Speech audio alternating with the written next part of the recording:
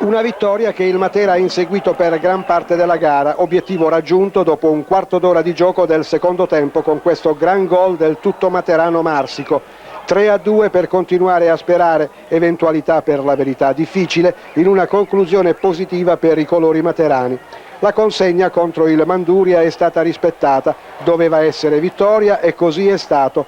Tra preoccupazioni altissime però per i padroni di casa che già dopo 2 minuti di gioco erano in svantaggio, un errore difensivo e via libera verso la porta di Saviano per Santini.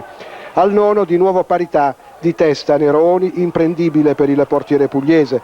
5 minuti ancora e Manduria di nuovo in gol su calcio d'angolo, Leone di testa fa 2-1. Materani col piede sull'acceleratore, 3 tentativi senza esito alla mezz'ora e al 32esimo di Neroni e poi al 40esimo di Di Giannatale, ma senza esito.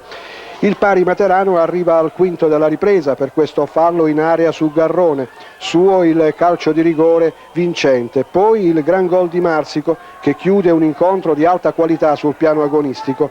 Grande tensione in campo e a farne le spese al 36esimo è il portiere del Manduria, reo di un fallo da espulsione.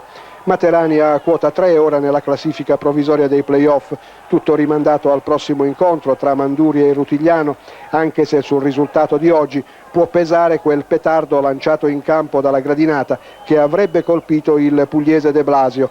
Per lui ricovero in ospedale e decisione affidata alla Lega sulla base del referto dei sanitari.